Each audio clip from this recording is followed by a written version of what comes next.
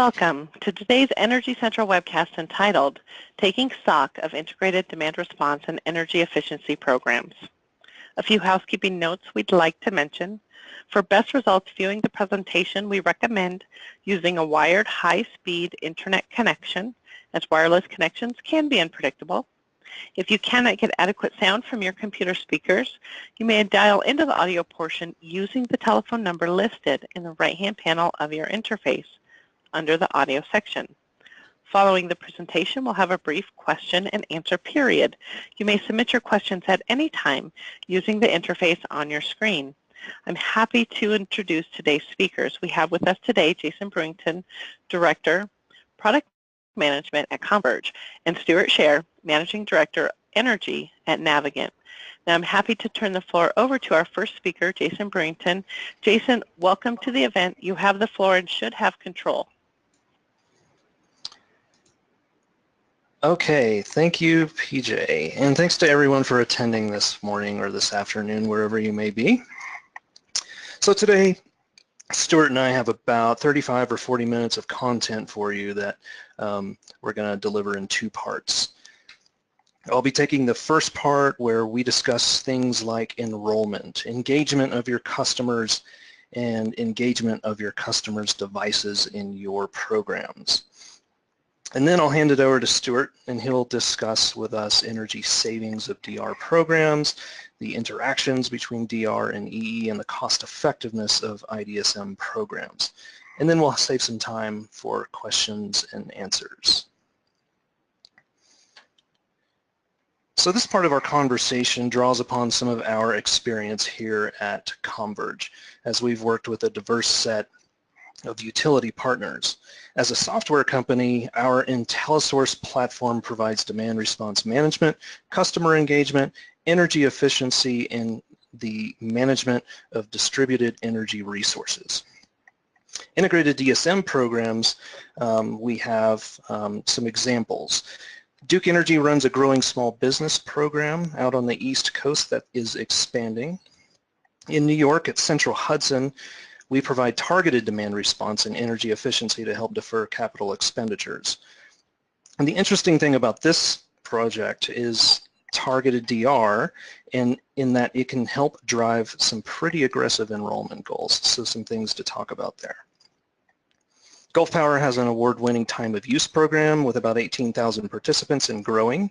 Our engagement solution there allows Gulf Power customers to program price-responsive settings for thermostats, water heaters, and pool pumps. And over the years, we've enrolled about 2 million electric customers into programs like these. So we've learned a few things along the way that I'm happy to share with you today. So let's start with targeting and enrollment. How does an integrated DSM solution drive more enrollments? I'd like to mention a couple of market insights that reflect our experience here at Converge. First, the Smart Grid Consumer Collaborative found that 68% of all utility customers are interested in thermostat-based programs. So this large percentage represents the first key benefit that I'd like to point out of integrated DSM. It's the simple fact that it increases the number of prospects that you can target for enrollment into a program. So why do customers enroll? Navigant's study from last year identified the 3 top reasons why customers enroll in IDSM programs. The first of which is to control their home's energy usage and to control that usage remotely. They also want to save money on their bill, and a lot of customers are just looking for a new thermostat for their home. So we have a larger pool of customers that we can target for our programs. So let's talk about some different customer segments, each having their own motivations. First, we have direct install customers. And so here, you're enrolling them into the program. You are scheduling the service visits so that you can install the device or the thermostat. And while you're there, you're having a one-on-one conversation with the customer inside their home. So there's education, maybe performing a home energy assessment, very hands-on stuff, which is an approach that lends itself well to a type of customer that is cost-conscious and not wanting to do the installation.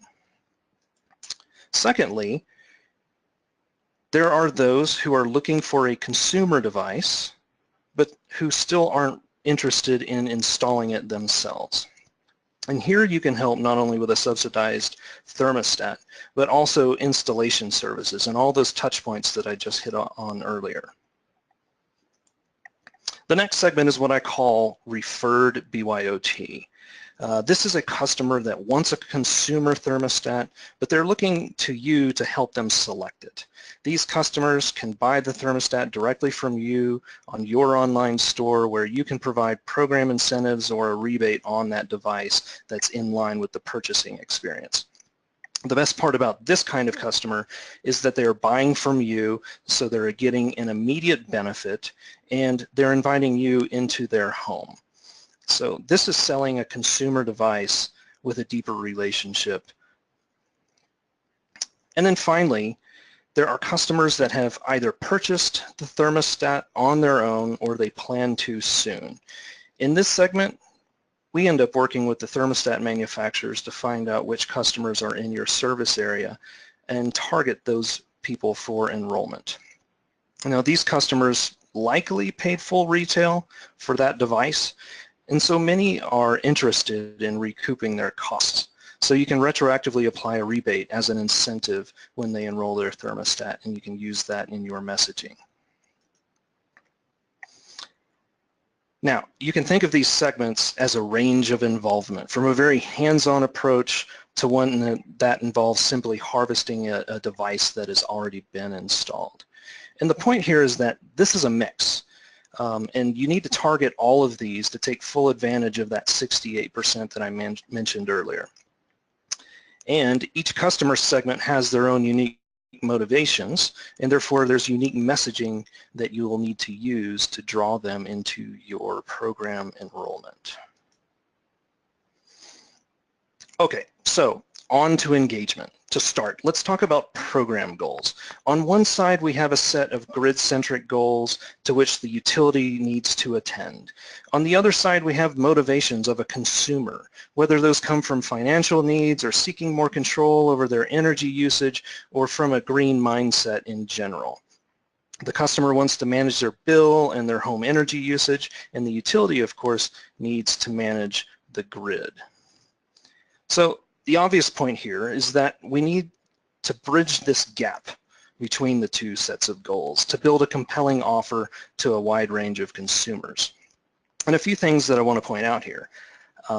Data, as the program progresses, happens, and there are operational data sets that you are building over the life cycle, and you can provide these data sets to your consumer in a way that is useful to them, that's personalized and actionable. And secondly, there are things that the consumer can teach you, the utility, regarding their usage patterns, their preferences, and the unique characteristics of their home or business so that we can be more efficient together.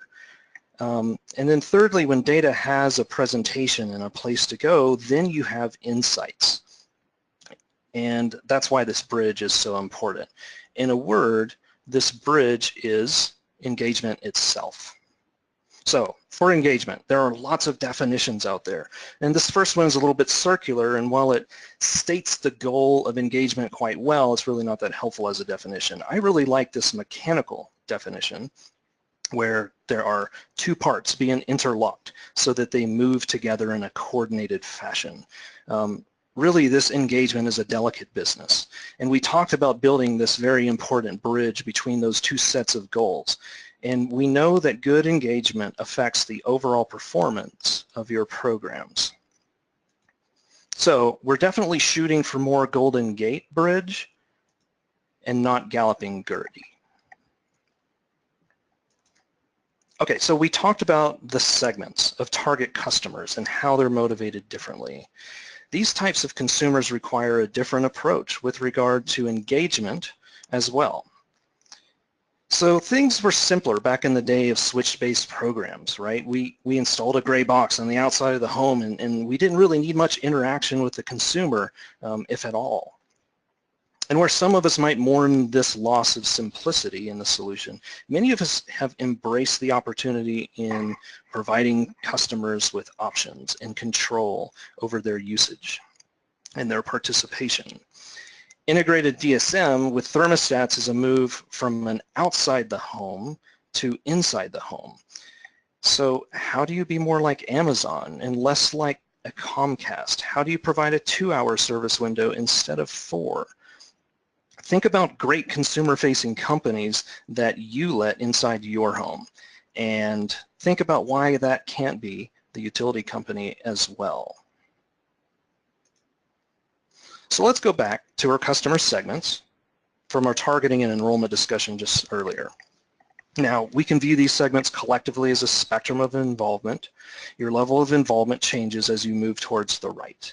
How a device gets into the home dictates how you would engage when onboarding the customer in the beginning. With direct install, you'll have the luxury, and hopefully it's not a curse, of the first impression, that installation experience to begin. Now with the do-it-yourselfers all the way on the right, your meaningful first impression will be the enrollment experience itself and how you onboard their device onto your program and to your engagement portal. And then there are those points in between. And in all cases, one thing not to forget, don't lose the opportunity to learn more about the consumer's home, talk with the customer about EE and their goals, and educate them on how to participate in your program and to use their portal or app to engage successfully in the program. Okay, now we're past marketing and enrollment and general onboarding. Let's talk about engaging the customer as they are participating in your program. More and more, especially with dynamic pricing approaches like time of use, engagement with your consumer over the life of the program is critical. Here, it's probably best if we think about the customer's experience from their point of view. What does the customer see? What's important to them? How are they judging you and your program? So 3 fundamental things that I want to share with you: mobile apps, branding, and a seamless user experience. On mobile apps, there are a number of tangible benefits, but a few specifics. Early in 2015, one of our client programs issued an annual satisfaction survey. And in that survey, they asked their customers what one thing that they could do to improve the program. The most popular response, at 20%, said that a mobile app would be the best improvement for the program. Later, in 2016,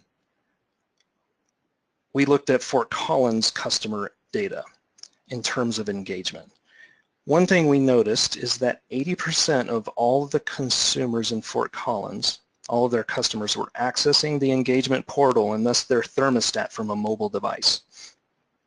And that was 80%. So the numbers are there to support a case for a mobile app. Why don't we take a broader look at the usage of web data in general. Comscore.com produces their annual report on mobile data. I'd just like to point out what a difference a few years makes. Back in 2013, we all had kind of crossed this noteworthy milestone where more than 50% of all web traffic came from a mobile device rather than desktop computers. So fast forward to last June, just 3 years later, you can see only negligible growth in desktop web traffic. Web traffic by mobile applications more than doubled and became responsible for over 60% of all web traffic just for mobile apps. Combined mobile traffic, including mobile browsers, got us close to 70% total. So it used to be enough that having a responsive designed website was good enough for the mobile users. Now, more than ever, you're being judged by whether or not you have an app for the customer and their smart device. Of course, if you're being judged on whether or not you have a mobile app, the mobile app you provide needs to be easily identified as being provided by you. And this means that your branding image on the App Store is important. The solution that you put in front of your customers should be easily searched for and found by your branded elements, your program names, and your corporate logo. So you have to make sure that the solution that you put in place is able to keep up with your branding standards. And finally, what do I mean by a seamless user experience? Often that word seamless gets overused. And what I mean is this, that Many utilities, they have a digital strategy, which really codifies a customer-facing online presence for the utility. And the really good ones, of course, have a specific focus on the customer's experience and answer easy, or they answer questions like, how do I pay for my bill? How do I report an outage or check restoration status? What does my usage look like this month? And now we can answer the question of, hey, how can I adjust my thermostat from this online experience? So having all these interactions provided by different solutions, that's okay. Having the look and feel being disjointed and not customer focused is not. And worse, if you have each solution and each solution is accessed by a different set of login credentials, that's going to frustrate your customers and inhibit these important interactions that you're trying to achieve by your overall online strategy. So a few lessons we've learned here. First, make sure that your DR program's customer-facing portal, your engagement portal, is part of your digital strategy. Make sure that that portal can support a single sign-on mechanism so that you don't have to force your customers to remember different login credentials. And finally, if you don't have a single sign-on plan for your digital strategy, get one. Work with others in your organization, put one in place so that your engagement portals can all participate as first-class citizens in that digital strategy. Okay, I said three. I'm going to say four things. And this is just something that is kind of new, but it's quickly maturing and quickly changing. Voice control is growing up. The market is maturing. Leaders have emerged clearly with Amazon and Google and Alexa and Google Home. Those items have solidified in the market.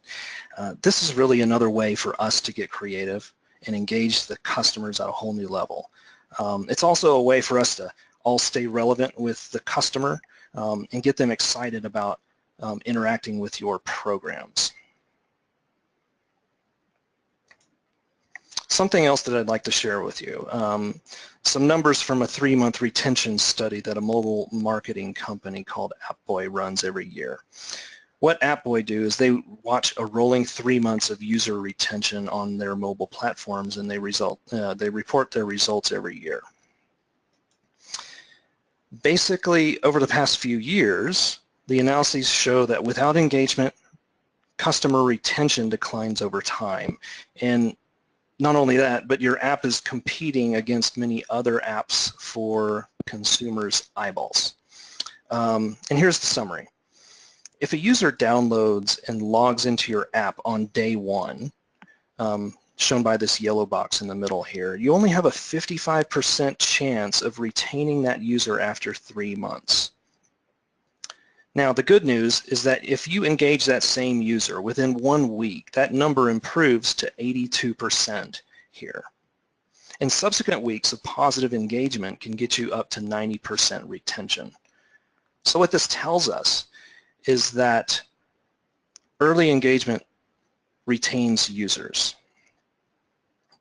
Secondly, you'll want to plan out your engagement with customers and work to have a weekly cadence set up to get you started on that track to 90% retention.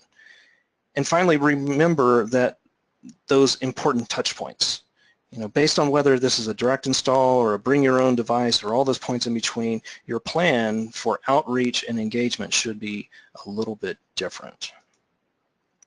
For example, if you've installed either your direct install thermostat that you provide or a consumer thermostat that they purchase, one of the first interactions that you should have is to find out how that first impression went. What was the customer's perception of your service visit?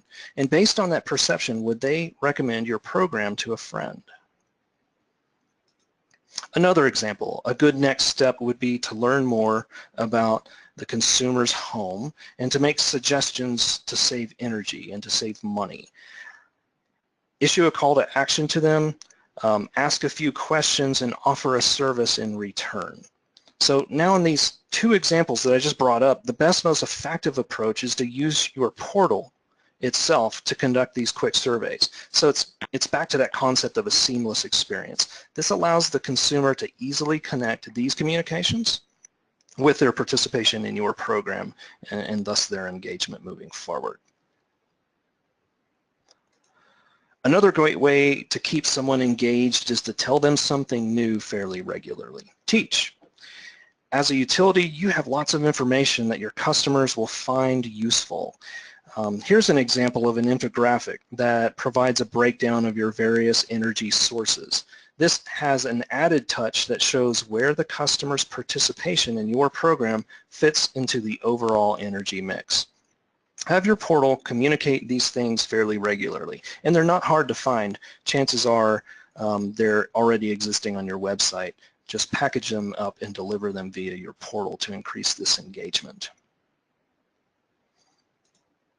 So, all of this conversation about engagement. Why is engagement so important? Well, first and foremost, giving your customers reasons to engage with tools, with insights, with advice will encourage them to keep their devices online. And there are other ways to help keep devices online.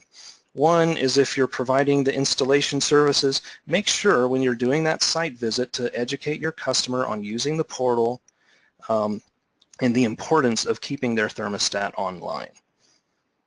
Second, be proactive in the call center. Monitor the status of the devices. For example, here's a view of a map of thermostat online status. This can be used to identify problem devices, identify homes or areas where interruptions are frequent, and can help you focus remediation efforts there.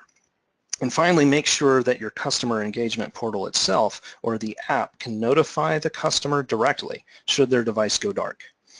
What we found is that having your portal send requests for the consumer to reconnect their devices increases the amount of online thermostats upwards of 95%. And help is on the way. Help is coming. So according to the Consumer Technology Association, we've reached an inflection point last year in the smart home device market. And what it says is that 50% of all consumers who purchase a smart home device like a thermostat will end up purchasing another smart home device within a year. And as these devices become more prevalent inside the home, the more reasons the customer will have to keep all of those devices online inside their home. Because with all of these devices, it's about control.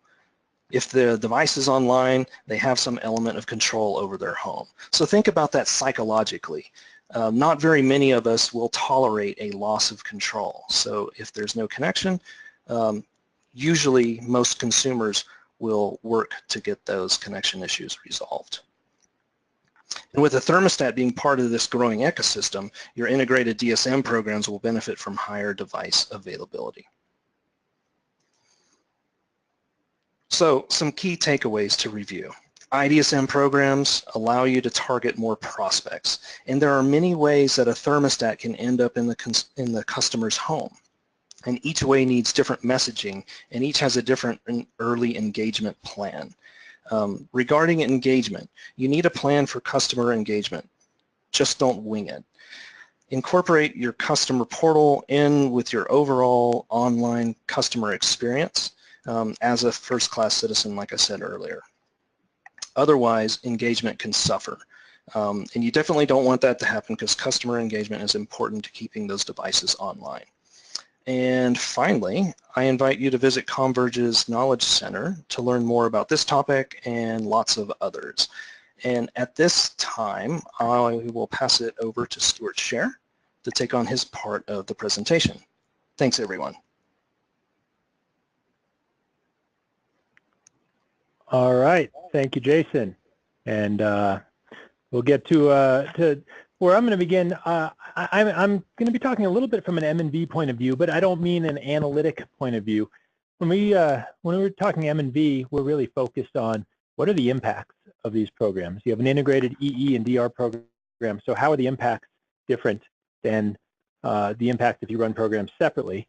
And if you run them in an integrated way, how does that change the costs and the cost effectiveness? Because that's really what we're talking about with integrated EE and DR.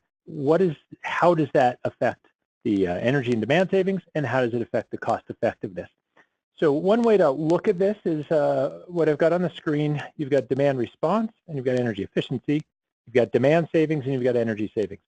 We're all quite used to the two boxes, the two quadrants I'm showing here.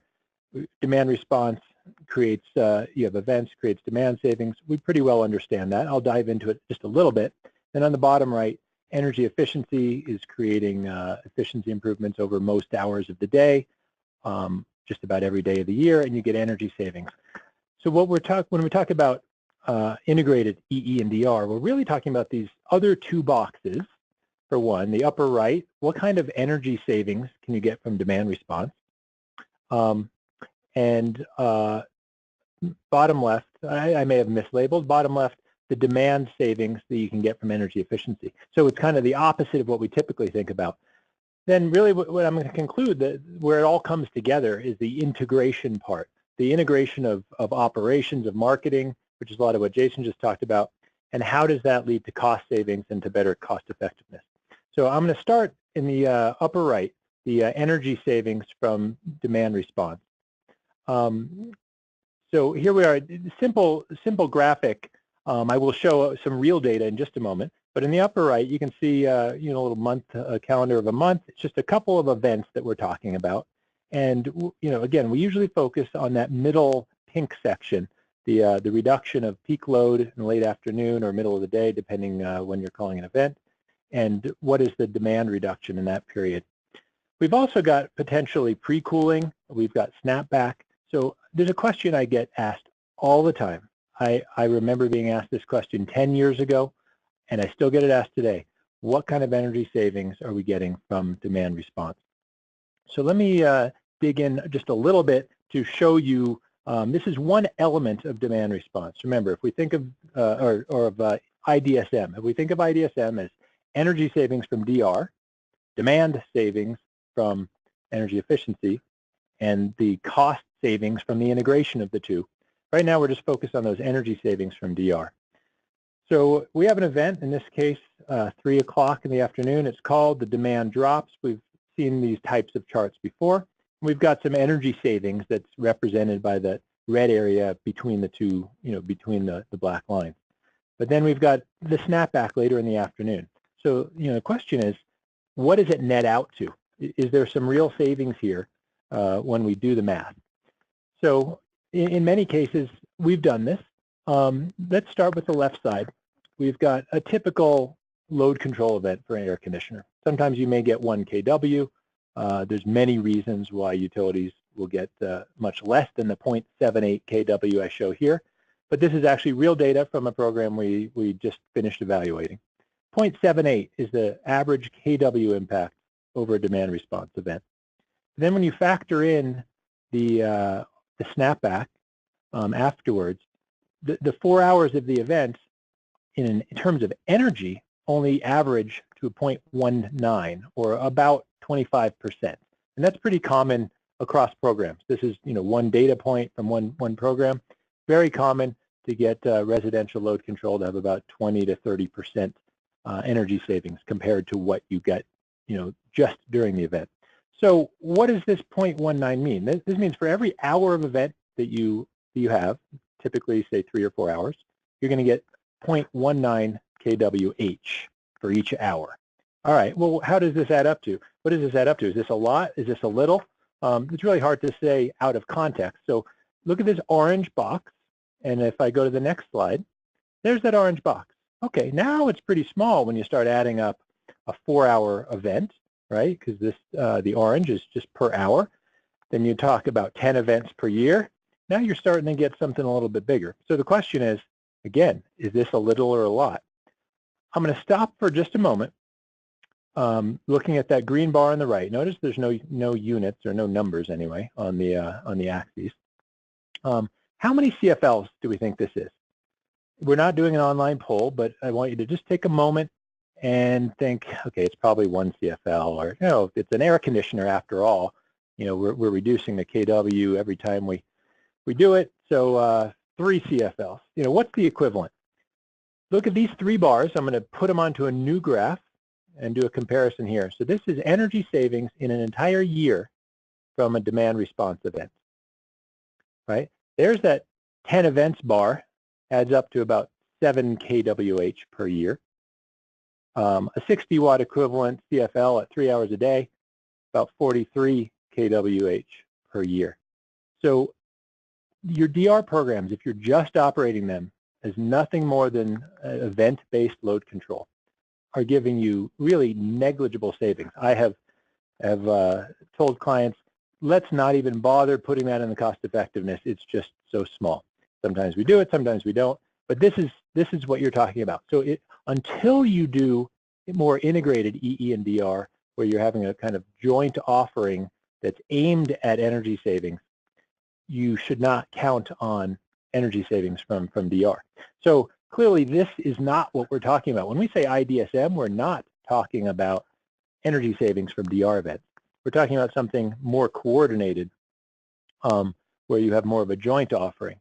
And one way to illustrate that, so let's jump. We've just been talking about the upper right box here, energy savings from DR. Now let's look at some of the demand savings from energy efficiency. So what we're talking about is that energy efficiency, the before and after curves, but really focused on the peak, late afternoon or early evening for many utilities.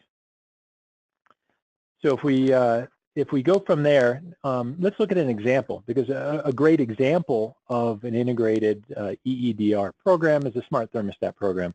Jason was just talking about that. And this is a case study from, again, a program we evaluated just in the last year or so. It's joint marketing of a free Wi-Fi thermostat.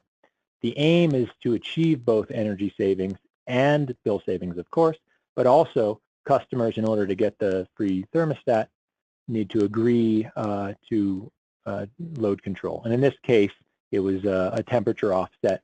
In my view, intelligent cycling, which Converge pioneered, but many vendors do nowadays. Intelligent cycling of 50%, 75% is every bit as good as temperature offset, especially if you have two-way communications and you can monitor the temperatures. Then you can always intercede if you reach some threshold. So let's not get hung up on cycling versus offset. You've got a program that's doing energy efficiency through the thermostat, and you're doing load control.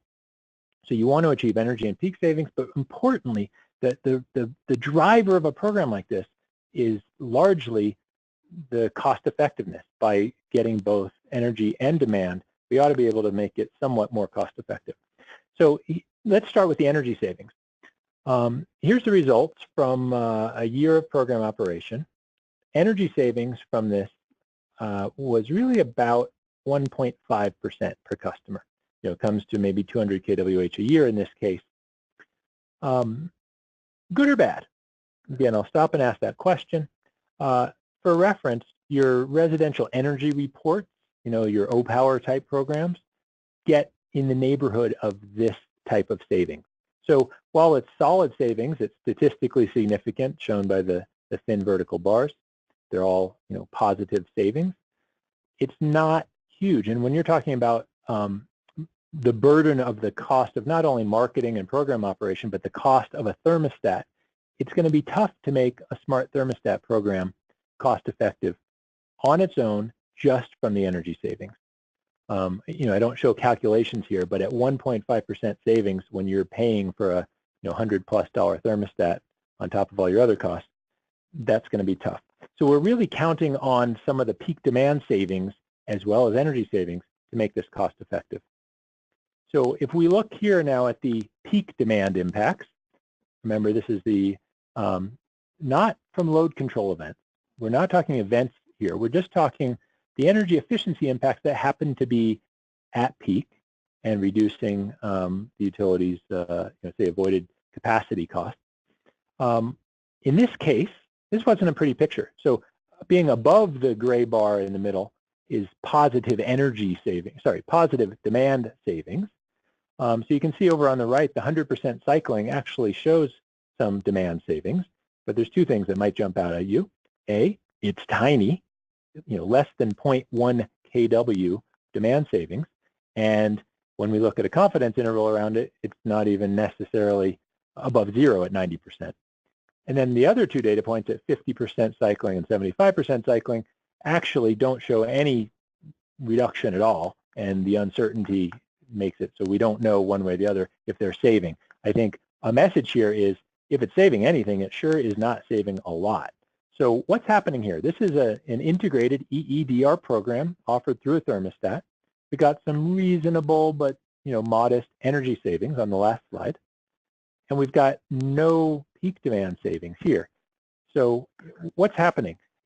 As I explained, keep in mind that when you have an integrated EEDR program, it doesn't happen automatically. You've got to market it. You've got to run the program in a way that's going to take advantage of the technologies, advantage of the customer participation, and try to avoid what we might call unintended consequences. So if you look at this slide, there's a lot here. Let's start with the fact that we've got a gray and a green solid line. Those are trends from a specific group of participants here. The gray is the previous year. This is interval data, the year before their participation, and the green is the year right after they started participating. So the one thing that'll jump out at you is a lot of customers are using their thermostats to save energy during the day. So this is a summer day here. Again, averaged over many customers. And because of the thermostats, on average, they're keeping their house warmer than they otherwise would have. You can see the dotted green line, which is kind of the higher of the dotted lines. The temperature inside the house is warmer than it was the previous year. So they're using their thermostat just the way we want them to, getting energy saving. But then what happens at 16 hour, 4 o'clock, where the sort of pink rectangle is? These customers who are saving energy all day say, well, boy, this thermostat's so great, I'm going to start it cooling my house at 4 o'clock. And when I get home at 5 o'clock, I'm going to have a nice cool house. Well, what does the utility want? The utility wants to reduce their peak demand at around 4 or 5 o'clock when their system demand hits. In fact, when they call load control events, they are always calling those load control events at the 4 to 5 o'clock hour, because that's when they really care about it. But what this program is doing, because the marketing and the other elements of the program didn't say, hey, we want to encourage you to avoid the 4 to 5 o'clock hour, a lot of customers were using this technology freely given to them to make the situation worse for the utility. So the point here isn't that IDSM doesn't work. It's that it doesn't happen automatically. You've got to look at what the technology is, how customers might use it. You've got to use your evaluation, not simply as a regulatory compliance requirement. You've got to use your evaluation to understand what customers are doing, what's happening with the loads, and how you can address it. So there's a variety of things that could be done here we won't get into, but in terms of an integrated EEDR offering, you need to encourage customers not to set their thermostats, say, until 5 or 5:30, or perhaps start cooling the house down a little bit earlier so you don't have such a big jump at 4 o'clock. So if IDSM isn't easy, but when it can be done right, how does it benefit us? So let's take a look at the cost effectiveness. Remember, if you go back to my very first slide, I talked about IDSM being a combination of energy savings from demand response, which is fairly small, demand savings from energy efficiency, which can be real, but as this slide shows, it can be tough to achieve. And if you do integrate, how does that integration and cooperation between the two yield better cost effectiveness? So let's just take a quick look. These are representative numbers, but they are based on actual numbers that I've used with utilities who are calculating cost effectiveness of the program. So I say here it's tough to go it alone. Sometimes an energy efficiency or a DR program just doesn't quite cut your benefit cost test. So in this case, we're looking at costs that slightly exceed the benefits. At the top, we've got a DR program. And again, I wrote these in terms of net present value over, say, 15 years for a program of about 100 megawatts, just to give you an idea in this case. the units for DR are typically dollars per kW year, but then when you've got an energy efficiency program, it's different units. So ultimately, the best way to compare is to just do levelized dollars. So again, you've got an energy efficiency program in the bottom in orange, not quite cost effective. You've got a DR program in the top, not quite cost effective. But how can we get the synergies from offering them together to get some benefits that are going to make this cost effective? Because if we just add them together, look at, you've got orange, EE is orange, DR is blue, add them together, and what do we get? Well, we just get a sum of the parts, right? No surprise here. This is simply the bars from the previous chart added together. So if we want to integrate them, how are these costs and benefits going to change through an integrated EEDR offering? So let's take a look. There's going to be a couple of things that pop up on this slide. I want you to focus first. When we integrate them together, we're going to get some savings. And I would say, in this case, the whole is not greater than the sum of the parts. The whole is less than the sum of the parts. Less cost, less benefit, right? And I'll go through this. But by getting less, if we can reduce the cost by enough, that can help us make it cost effective. So look at the green dotted box on the left. That's the cost savings from the shared program delivery. So that green was blue in the previous chart. That was additional demand response cost. But now the blue is incremental DR. Think of it this way. Think of it as starting with an EE program, and I know of several like this, Smart Thermostat program. They're being offered simply as a customer offering and as an energy efficiency and bill saving offering, and there's no DR involved. If you have that as your starting point, then the orange cost and benefits of EE are what they are. And then if you just think of DR as an incremental adder to it, you don't have the cost of the thermostats anymore. And you don't have as large a cost of program administration and marketing, so your blue bar is much less than it was before. Now, if you go over on the benefit side, you are probably going to run into less benefits as well. A simple example, a thermostat program that works correctly would have reduced energy use in the afternoons. You're going to have a lower baseline of usage. So when you call your DR events, you're not going to get as much out of your DR event. So the benefits go down, but because the costs go down by so much more, this can end up being cost effective. This is how it works in theory. Again, some of the numbers are based on real programs, but the real tough part is, again, I'll conclude here, it doesn't happen automatically. Integrated EEDR has maybe three main components, the way I say it: the energy savings from DR, the demand savings from energy efficiency, and the integration of the two is where you get your operational savings and you can get more cost effective. Let me list three quick things about what maybe smart integrated EEDR could entail. One is leveraging the equipment. Say smart thermostats is a good example to do cost savings. Two would be joint marketing and other program operations. But the third one is really the key. So my final point here is that integrated EE and DR takes a coordinated team. I've seen too many times, most utilities, so if this is you, don't feel bad. EE is in one group, DR is in another. Maybe they're nominally under a same vice president, but they're really run differently. And the efforts to do integrated EEDR have the best of intentions, but it just doesn't work out that way. What I've started to see is utilities that actually have it integrated. There's one group, one person who's in charge of both, and that the goals of EE and the goals of DR are ultimately the same for that utility. And then the operations, it's easier to make that joint marketing, that collaboration happen that can result in a chart, a cost effectiveness chart like the one that you see here. So I will leave it at that.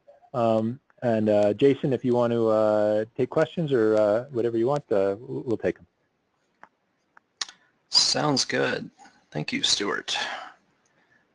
Okay, so we do have quite a few questions coming in, and so I'll just start with a few off the top here. The first question we have is about bring your own device, and what is the state of absorbing bring your own devices into integrated demand response? So a point of clarification, because we've gotten some other questions that are related. Earlier I used the acronym BYOT, standing for Bring Your Own Thermostat. And then BYOD is just an expansion of that that allows for other devices that can be coordinated inside the home to control load. So that's what BYOT means, is specifically talking about thermostats. And I guess for the purposes of this conversation, you can consider those two things being interchangeable. Would like to hear your opinions on this too, Stuart, but in terms of what we're seeing with bring your own devices with programs. Right now, the current state is in terms of penetration and impact upon programs, there's not a whole lot of impact that we're seeing right now. It certainly is growing in terms of the number of devices that us and other vendors can integrate with, and then how they can get integrated with an IDSM program. But I think more importantly right now, it's an important option to use with your customers as you're approaching them about participation. This is yet another piece in your marketing that you can include that can draw in more interest. Again, you know, those different customer segments that I pointed out, 3 of the 4 didn't really involve a direct install thermostat. So there certainly are customers' motivations to buy a consumer device, and it's best to have that option of bringing those devices into a program. Stuart, what do you think?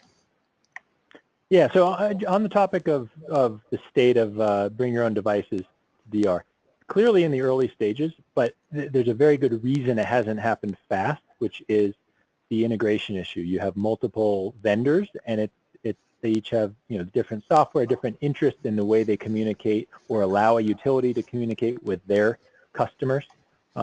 So those problems are being worked out. Xcel Energy has one of the most prominent pilots. They just finished some analysis. Not sure if the full report is out, but through that process and others, the integration of the multiple thermostat types is being worked out. So I think we're going to see an acceleration here. But I don't know all the answers. Let me point out one thing for everyone on this call. The PLMA, Peak Load Management Alliance, just a couple of days ago put out a call for white papers or call for articles on what is the future of BYOT. And it'll probably be a few months before that's out, but it's literally an invitation for anybody out there who has informed thoughts on the topic. I will, my short plug, you can go to the PLMA website, I know at peakload.org. It's right there on the homepage. There's a link to that solicitation. So there'll be a lot more information soon and opinions, informed opinions about where BYOT is headed.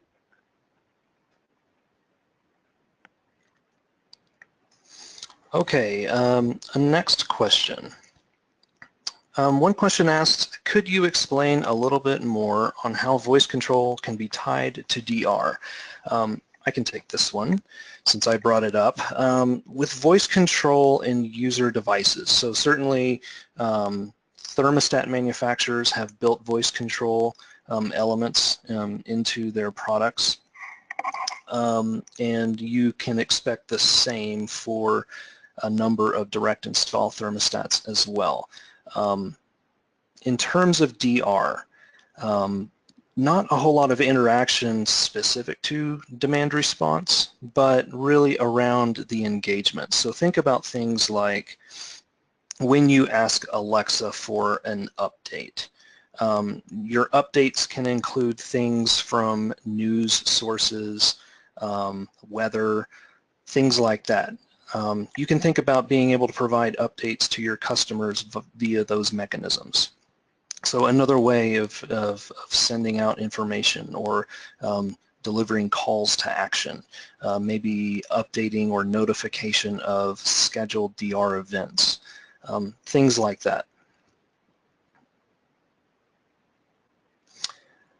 Okay, another question is, what is the magnitude and reliability or stability of DR load impacts being realized by these programs? Is it 1 kilowatt per home for 3 or 4 hours? Stuart, I think you covered this in an earlier slide, but it might be worth circling back there. Yeah, so again, question in magnitude and reliability of DR impacts. It varies greatly between programs, between utility service territories. So 1 kW per, for over an event is a pretty good goal in a hot area.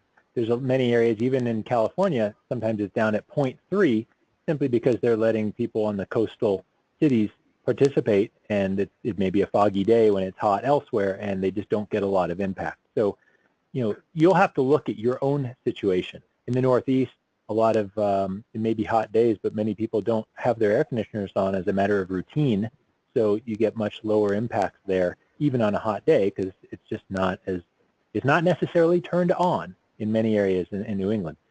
That said, in terms of reliability and stability, it's been pretty solid. We have years and years of records of this.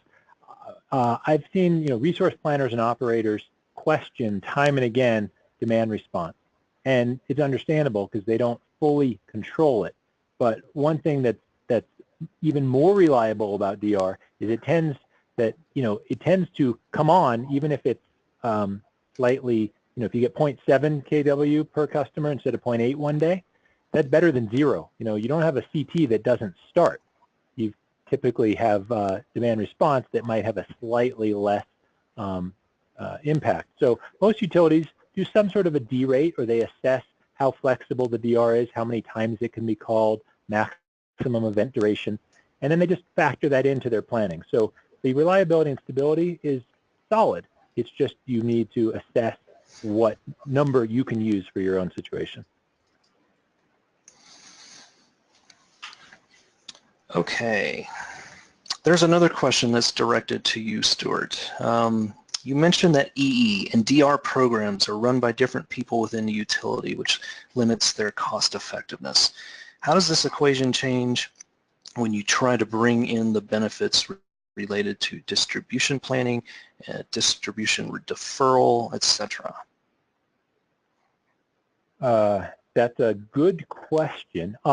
We've seen that. I'll give one place that is happening in spades is Hawaiian Electric.